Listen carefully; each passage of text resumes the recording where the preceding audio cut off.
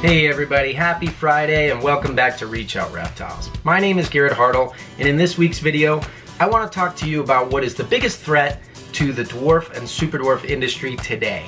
And that is people misrepresenting what is actually a dwarf or super dwarf just to get a little bit of extra money out of you, and what you can do to protect yourself from that.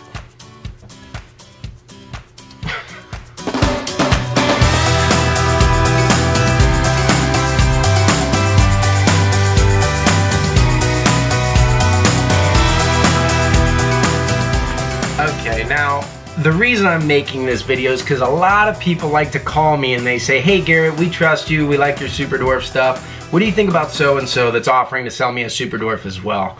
And I gotta be honest with you guys, I hate this question.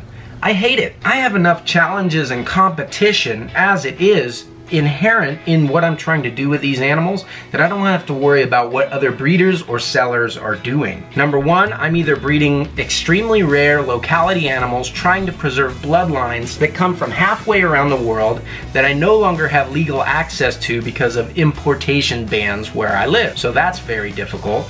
The other one, which would be like with this girl, is taking morphs and pattern and color mutations from the longest, literally the longest species of snake in the world and trying to make it as small as I can.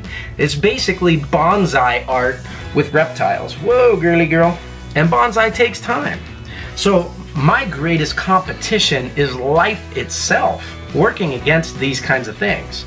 I don't want to have to worry about what other people are doing. But this is obviously a really important conversation to have, because there is so much misinformation about what a dwarf and a super dwarf reticulated python is, and a lot of it unfortunately comes from people who are dealing with them, breeding them, selling them, or whatever the case may be. I mean, the fact of the matter is, even though super dwarves have been around forever and they've been in the hobby for a couple of decades, there's still a lot we don't know about them, and I think it's usually because we fail to see them as their own type of animal. We always think of them as a ball python or a boa constrictor or even a mainland reticulated python, when really they are quite different and deserve to be learned about from a fresh set of eyes trying to discover them as though they were a new species. So we get a lot of things wrong and we're continuing to learn along the way. So let's go ahead and talk about what some of these issues are, why they seem to keep popping up all the time, and what you can do to protect yourself from making a painful, expensive mistake by equipping yourself with a little bit of knowledge. Come on.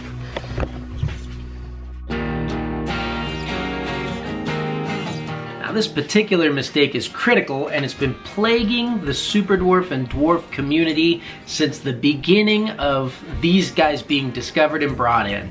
Historically, what happened was, because these animals are from a small group of islands, some of the importers wanted to sell them for a little bit more money, so they went ahead and created the label dwarf to represent animals from some islands, and super dwarf to represent the animals from other islands. So these terms are just a marketing term. These people wanted to protect the identity of the locations that these animals came from so that they could monopolize on the bloodlines. They would never allow anybody to know what the locality was. It's actually kind of ironic, because if you know anything about me, you know I exclusively work with Dwarf and Superdwarf Retics, and I probably hate those two terms more than anybody else in the industry because of all the confusion that they cause. Now, this all started because this group of people who were working with the original imports failed to see the value that these dwarf and super dwarf animals had all by themselves. How incredible it is that they managed to survive in the places they call home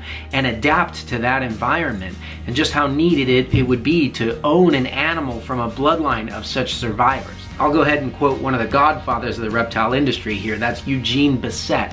He says, you know, big snake, small market, small snake, big market. And these importers saw that. So they recognized dwarves and super dwarves being reticulated pythons as a way to shrink down some of the morph mutations they were working with. So once people who were working with the dwarves and super dwarves finally got a hold of the information of where their actual animals came from, they had to look back at an animal that came in with no importation data and guess which island that it came from. Well, it looks like a Kalatoa, or maybe it's a Jampea, and they assumed the locality of these animals. And this problem continues to be proliferated when somebody takes an animal with no locality data and says, hey, I think this is a such and such. It's not, I guess, that big of a deal if you're gonna go ahead and cross it into everything, because you're kind of making a mutt anyway, though that doesn't mean you should go ahead and assign data that you don't have. But if you're telling me that it came from 2 Kalatoas and I bought that animal and bred it into my pure Kalatoa lines, all of my offspring from then on would no longer be pure Kalatoas. And that's the biggest problem with that. The sin of assuming localities will really plague both pure Super Dwarf bloodlines as well as some classic genetic traits where they've assumed that something must be dwarf and assigned a locality data to it, such as the case of maybe golden child or genetic stripe, without being absolutely sure. No self-respecting person who sells an animal, or anything for that matter, be it planes, trains, or automobiles, will ever admit to you that they have low standards of quality for the animals that they sell. But there is an industry standard in Dwarf and Superdwarfs that needs to be lived up to. You see, back in those early days, once again, when they started to take these Superdwarfs and cross them into things, a lot of people were focusing, as they do today, more on the production of getting new morphs rather than refining the bloodline to keep it as small as possible. And this went on and on and on until people were calling things Super Dwarf all the time that had just a drop of Super Dwarf blood in it, and they're still growing to be the size of giant retics. So the powers that be got together and decided that in order to maintain the quality of these bloodlines being bred, any animal labeled as a Super Dwarf must contain at least 50% Super Dwarf blood in it. Anything that was going to be called a dwarf had to have at least 50% dwarf blood in it. Let's say, for example, you take an animal like this one, which has 25% super dwarf and 25% dwarf blood in it. I can only call this a dwarf. Now, I could go ahead and just list whatever localities are there, but if I want to use these marketing terms, to call this a super dwarf would be too much of a stretch because it doesn't have 50% super dwarf blood in it. So this problem is most commonly seen in advanced genetic mutations. So this female, for example, is a motley, golden child, tiger, anery, possible het albino, 5 genes.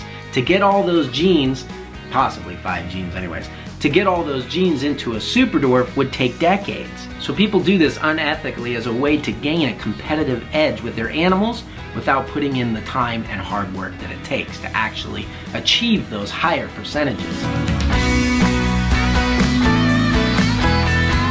Now, the sin of having incorrect percentages on your animals is really, really common in the industry. It's kind of a byproduct of the unfortunate way that some people view the animals as a commodity, and so they're bought and sold and bought and sold. They continue to change hands regularly.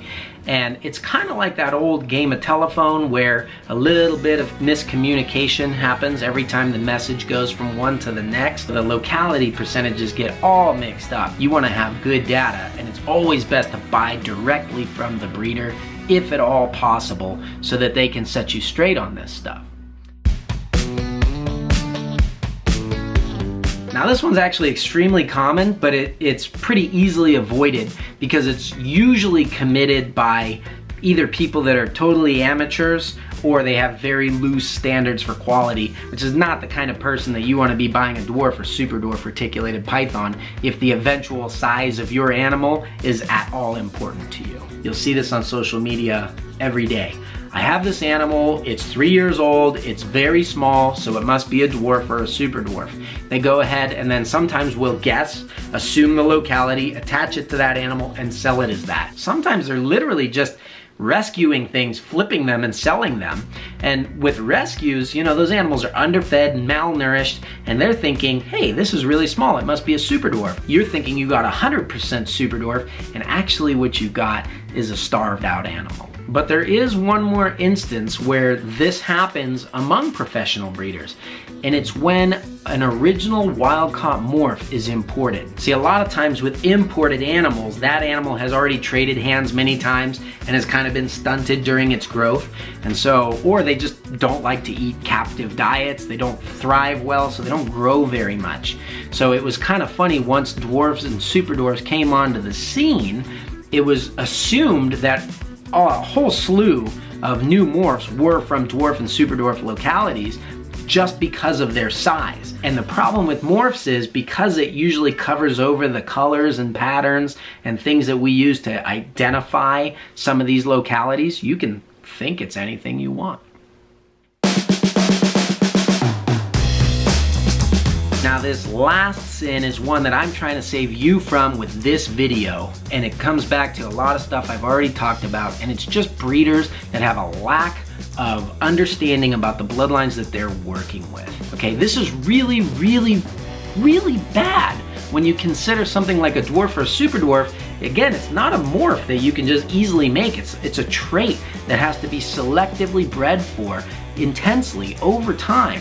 And so any project that you're doing that with, you would think you would want to have only the absolute best bloodlines for your breeding stock, since you're gonna have to explain to your buyer someday what they are. Unfortunately, there's a large segment of the dwarf and super dwarf market that just prey on uneducated people, telling them whatever, and those people will buy it hook, line, and sinker. So I hope you guys learned something from this video today, and it will inspire you, especially if you're going to breed, because a great pet is a great pet. But if there is a chance that you'll pass that animal on and want to sell it as a dwarf or a super dwarf, or breed it and sell the babies as dwarfs and super dwarfs, why wouldn't you want the absolute best locality information possible, since you are selling a locality cross animal?